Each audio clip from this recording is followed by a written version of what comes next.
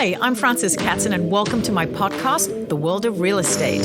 In this series, we will explore the world's largest asset class and how it plays out on a global scale. Welcome to a look at real estate and what's to come. My name is Stephen Kotler. I'm the CEO of Brokerage for the Western region for Douglas Elliman, and I'm here as a moderator. Today, we'll explore market insights from an impressive group of Douglas Elliman's top agents from coast to coast. Specifically, they've convened today as a pivotal inflection point in our market to discuss where real estate stands now, where it's headed in 2021, and how buyers, sellers, and investors can stay on top. Today, we will cover New York City, South Florida, Los Angeles, Boston, and Aspen markets. We'd like to thank Francess Katzen for organizing this amazing panel. And now I'd quickly like to introduce today's panelists. Francess Katzen, Douglas Elliman, New York. Fran is a powerhouse broker with more than $3.5 billion in total sales. Dina Goldenteyer, Douglas Elliman, Florida. Dina is a top producing agent in Miami, from waterfront mansions to penthouses high in the sky. Joshua Sasloff and his brother Joshua Sasloff, president of Colorado Brokerage. Joshua is the undisputed luxury real estate leader in Aspen, Colorado for over 40 years and has estimated sold over $4 billion in real estate. And Manny Sarkis, Douglas Elliman, Boston. If you follow the Boston real estate market, you will undoubtedly come across a record-breaking transaction closed by Manny Sarkis, like his recent Paul Fireman estate transaction for $41 million. I think the highest sales transaction in Boston. And Juliet Honan, Douglas Elliman, Los Angeles, one of the top realtors in Los Angeles. Juliet has parlayed her relationships internationally on both coasts. Welcome to all of you. I'm going to start with Fran. Yes. I'm going to start with Fran. And Fran, in a nutshell, would you describe what it's been like for the last year in the market? A total adjustment in how we do business and what we understand as business, and the capitulation of sellers and now moving in a buyer's market. So, I mean, it's been, everyone said New York's been tough. So in the nutshell, like, is it still tough, or do you see it getting a little bit better right now? I think that the pendulum swung. I know this sounds a little bit out there, but I think it just changed from a seller's market to a buyer's market. And then you really had to work those buyers to understand the value proposition of buying when the market is down. We are seeing it roar. We're seeing it come back. Everyone's been very busy. I think the first part of this year, it's been going. We've had 77 contracts signed the first 3 weeks of January versus 51 contracts over 4 million. So the luxury sector is up. It's 51% up. It's big. Joshua, Aspen this year did over $3 billion in sales, probably one of the busiest markets in Aspen. And you've been there for a long time. How would you describe last year, 2020?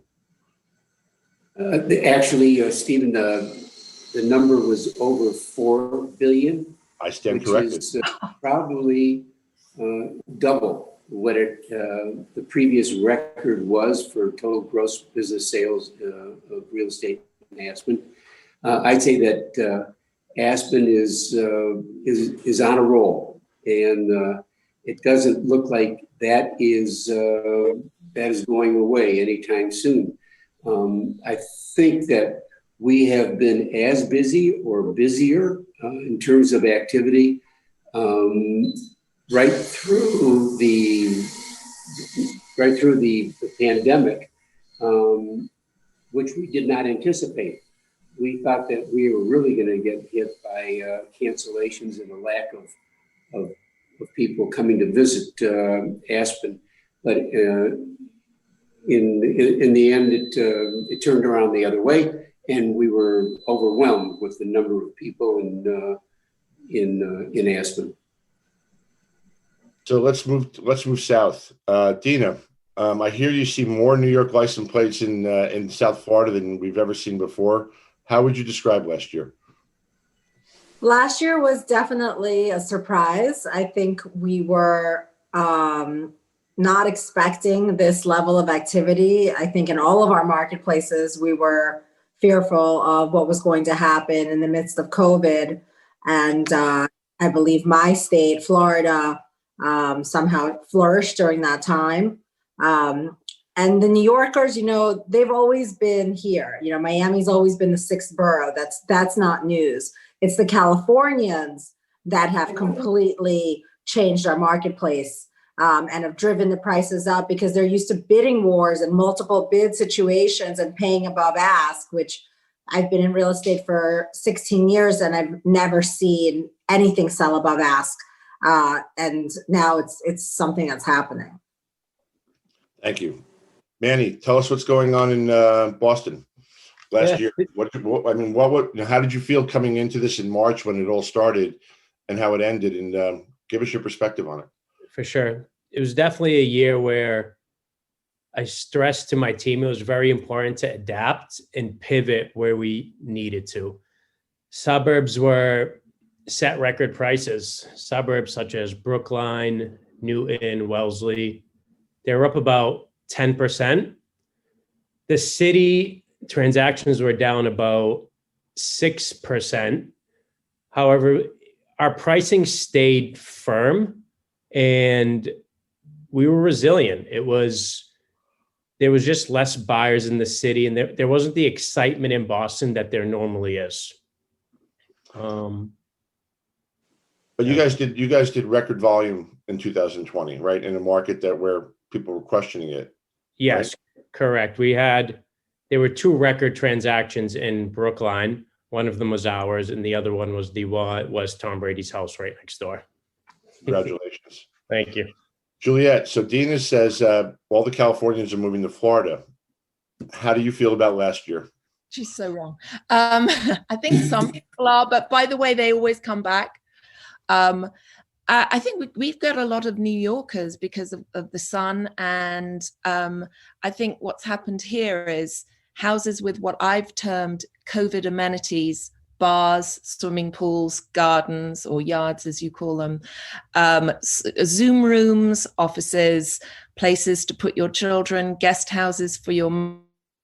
Those are the things that are selling. So our version of Manhattan, or maybe the sort of town version of Boston, are places like Venice. But and that has got a huge amount of inventory, and sales are up everywhere. Just FYI, sales are up everywhere. Any good realtor is having the best year last year they've ever had. And this year is insane. And for example, I bought a house last year. I did it up. I rented it out. Yesterday, on the spur of the moment, I decided to put it on the market for almost $1 million more than I paid for it. I already have 6 showings within 24 hours. So if you have good product, things that are good, the interest rates are just so low. People don't care. Some people are getting out. So, for example, one of my clients, Amelia Clark, had a house in Venice. We sold that. She's going to buy a house somewhere in Europe, but someone else bought her house. So it's just a lot of movement. Thank you. Fran, I want to turn to New York for a moment. New York historically, the market has closely trailed the financial markets. And while 2020 at the start was tough for both, the second half of the year has seen momentous gains in highs in the markets. Has this had a positive effect on the New York real estate market? Very good question. Well, it was very interesting. When we had a huge shift in the market and there was a run down, people started trying to diversify and get out and try to put it into real estate. And then what we saw is as the run up came back into the market, we're now seeing people wanting to take ownership of equity because there has been a forced capitulation, I keep using that word, of all of the sellers kind of coming to a leveling. And so the rates, compounded by the fact that there's now an inherent value, has pushed everybody to try and see. For example, if you're priced out as an entry market, it's almost more cost efficient to own equity because the monthly is so much lower than what you're paying on average for these rentals, with an increase typically, not so much right now, but typically at 4.5%, 5%. So do you think that sellers in New York City have gotten more realistic on pricing? I think that the sellers are evaluating. Yes, I do think they have. And I think there are two types of sellers. Sellers who want to buy up and take advantage of the luxury sector because it costs them almost the same on a monthly basis. So they're willing to sell at a loss or at an adjusted price, but they're still going to make out. And then there's the poor sellers who paid way too much in the sugar high of the market that are getting killed and are basically going to refinance and hold. So if Dina was looking for a place in the city right now as a second home, what do you think is the best part of the market in the city? Where would you recommend right now for somebody to buy? You mean in neighborhood or in price point? Sorry. Well, I think I'd like to know neighborhood first. Like, where are the values right now? The values are still going to look, I don't know how, but the West Village and Greenwich Village it's sort of like its own bubble. You still can't quite penetrate it. But Flatiron and Gramercy, there's suddenly value. Same with Soho. Really interesting opportunity. And my clients are diving into that area. And I think the 4 to 6 million are getting absolutely saturated. And I think the markets that were at 10 are now doing deals at 6 and 7. So it's all up for grabs. So I would say, Dina, I will find you a home in those areas. I like the West Village, which doesn't sound like there's deals. There are, but it's so not a deal in context to everything else. And I'm a West Village girl, so I'm with you. Yeah. All right, let's go to Boston for a minute. Manny, what's the current dynamic of real estate in downtown Boston compared to the suburban markets? You talked about that a little bit. Yep. And with the vaccine rollout, it seems like we're seeing consumer confidence slowly restore in some of these urban markets. Is it something that you anticipate in Boston, that the urban market's going to also come back a little bit? Yeah, we've seen there's been a lot of positive news to start out the year in 2021, ending the year last year, going into this year. A lot of our clients know that if they're in the burbs now, they're going to be overpaying and they're going to be paying at the top of the market. So we've slowly seen them shift gears and we've got the calls back. Manny, should we make the move back to the city now, and is now not the right time? Should we wait another 4 or 5 years to go back to the suburbs? So you're seeing the gears get shifted back. And why does everyone buy in our city? Everyone's buying in the city because of the schools, which are slowly rolling back enrollment. Last week, we had restaurants extend their opening times. And Amazon also last week announced 3,000 new jobs in Boston. So the excitement of the city is coming back. We've sensed it. And I just looked at the numbers this morning. Transactions in January closed were up about 23% this year compared to last year. Wow. So if there are still some buyers who they don't mind overpaying in the suburbs, because some of these clients have gotten news that they are going to be working from home for the next year, for the next 2 years. So they will pay for the extra space. However, there are the other buyers who don't want to pay at the top of the market and have shifted their direction back to the downtown market, which is good news for us. So let's go south again. Dina, Florida probably experienced one of the biggest run-ups in real estate in 2020. New signed contracts for single-family homes and condos nearly tripled in Miami-Dade County.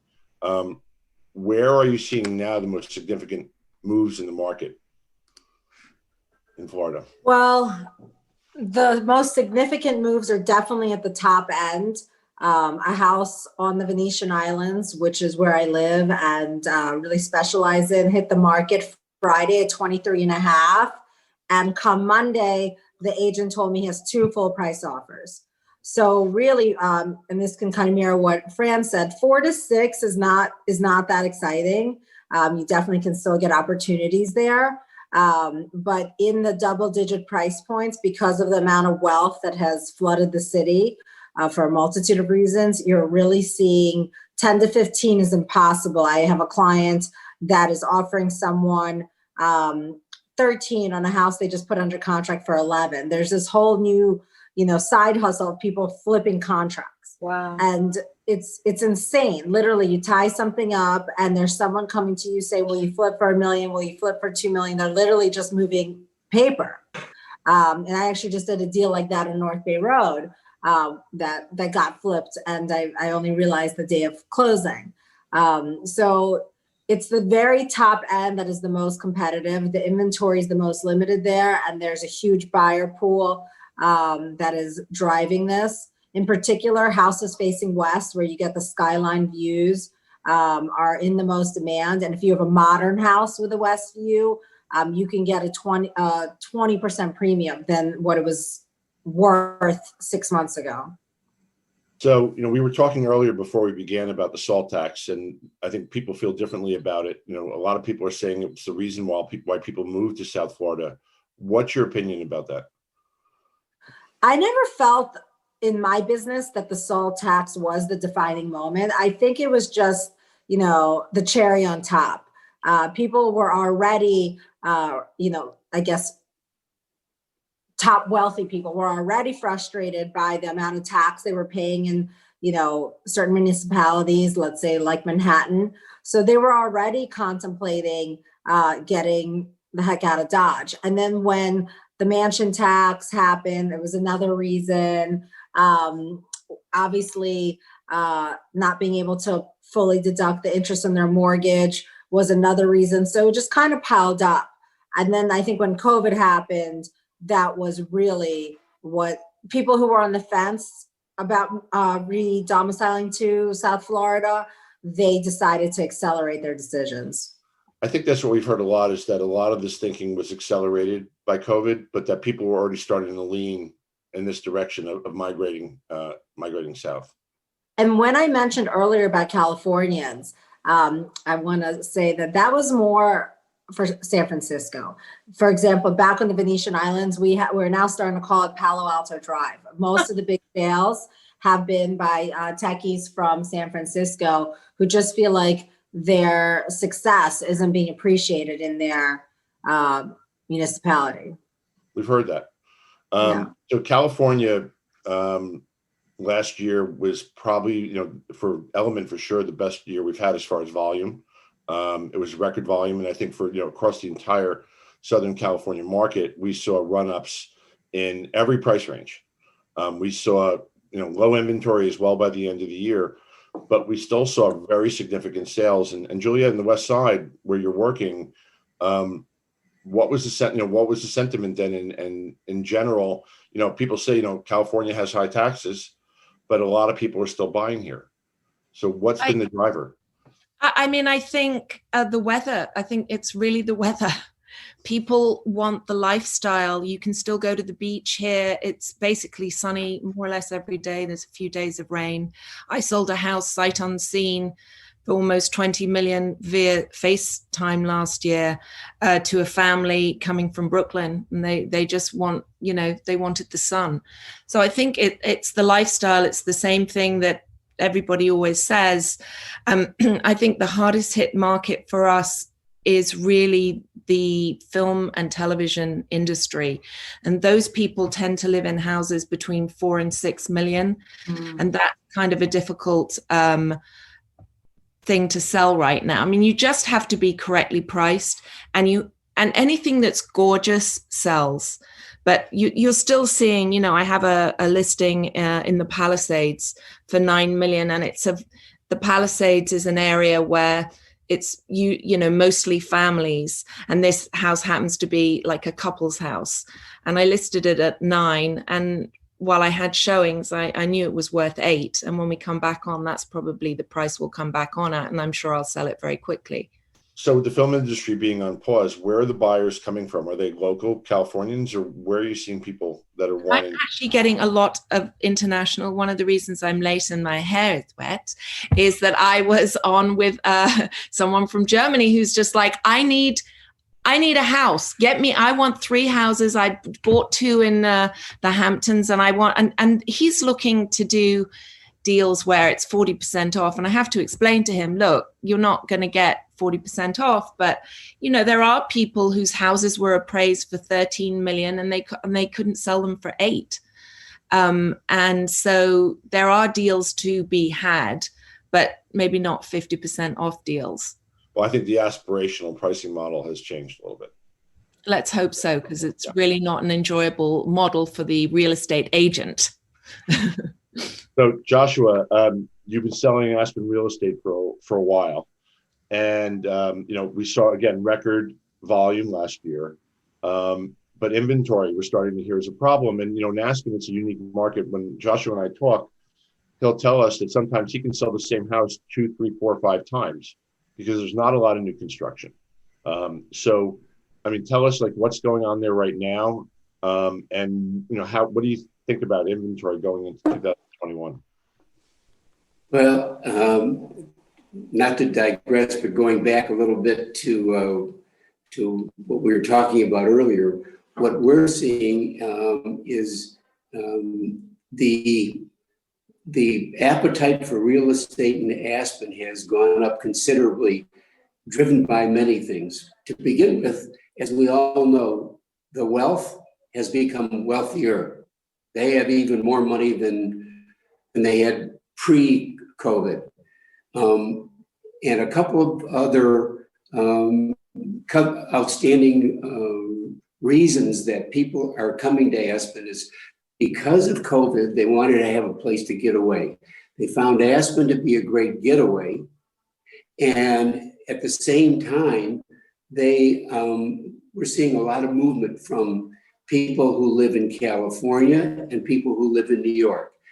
The reason they're moving out of New York is because they can enjoy in Aspen so much great outdoor space, and at the same time culture and art and intellect. We have it all. And we don't have, as you know, in Aspen, we don't have crime, we don't have floods, we don't have fires, i.e. California. So, and put another piece of, put another cherry on the top of that, we don't have the tax consequence issue that you have in California and you have in New York. So we are seeing, it's kind of interesting, which I would have never anticipated. We are seeing people who live in both California and New York decide to make primary residence in other places like Texas for tax reasons, and to, at the same time, to purchase a property in Aspen because of the weather and the culture during the summertime. And we all know it's Aspen's always been a great investment. You buy the good stuff, it's always going to be great. And so I want to just further that about Texas a little bit. So, Texas was always a feeder market for you in Aspen. Has it just become more amplified? No question about it. Houston, Dallas have become even bigger parts of our community. Houston is almost replaced, or is close to replacing, what was our largest community, and that was Miami, South Florida. Between Palm Beach going down all the way to Miami, we have a considerable amount of residents in Aspen who have a primary residence in those areas.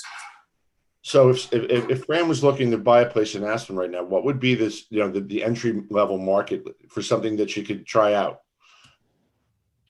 What would you say is you're going to embarrass the number to get into the market right now in Aspen? I think everyone's going to be, if you don't know the Aspen market, you're going to be blown away by this. But what is the entry market there now, Joshua? Well, here I'm not going to put that number out there, but I can tell you this: I will take all of the $4 to $6 million product you have. If I can get people in and have that kind of product available to our buying public, we can make it disappear real quick. How fast does a $4 million listing that comes on the market go to contract in Aspen? Nowadays, it's going to go between 4 and 6. We'll probably go under contract if it's realistically priced. I'm not talking about a value buy. I'm talking about realistically priced. Is probably going to be off the market within 30 days. Wow. So I wanted to maybe turn away from real estate for a minute and ask all of you, because I know you're all super busy. Fran, to go back to New York, when you're not selling apartments 7 days a week, and houses and lofts. What else are you doing in your spare time? Trying to catch up being a mom and sleeping. I'm really boring these days, simple stuff. Sleep. Well, what are you doing for fun? That's a really good question. In COVID, it's a little tough to answer that one. Getting outside. It's not like you can do much. It's like rinse and repeat. No offense. So, I've become like the greatest cook on the planet to my kids. Good music. Right. A nice meal, a little vibe, and we're good. Simple stuff. I'm boring. So are you going to the office to work to get away from that as well? Or are you doing work at home? Yeah, no, I'm the dork. I come to the office because I have someone else working from home and I have 2 kids and it's just full on. So I cannot do what I do from my home. It's not conducive to anyone. Tell us about something that you're doing to have fun when this is a hard grind every day, it requires a lot of effort and time. And so when you do relax for a minute, what are you doing to step away from it? We're missing the Celtics games for sure. That was a nice breakout. But newly parented too. My 2 daughters. My second daughter is now 3 months, so getting used to having another baby in the house, which is all the credit goes to my wife on that. But it's been fun during being home a lot. We've got to spend a lot more time with the kids, and especially at a young age, things do slow down a little bit when they can being at home. And it's been great to enjoy that extra time at such young years in their life. We have a house up on Mount Cranmore in New Hampshire and took the family away this weekend. So it was nice to spend some time with them. That sounds wonderful. Yeah. Joshua, we know what you like to have fun, at least from the picture that we see there, but what have you been doing when you're not selling houses? A little bit of what you see in the background. I've been spending quite a bit of time down here in Florida, and we have a lot of family here. So I've had an opportunity, being the senior member on this panel that we're talking about. I get to spend a lot of time with our grandchildren, our children and our grandchildren, and holding hands with a daughter and a daughter-in-law who are about to have daughters. So that's been great. It's been great for me, and of course, be able to spend some time at the beach as well. Congratulations on the upcoming grandchildren. Yeah. Thank you. So I think, a lot of people, this group is amazing. You're all. Don't you want to know what I do for fun? I was waiting for you to ask.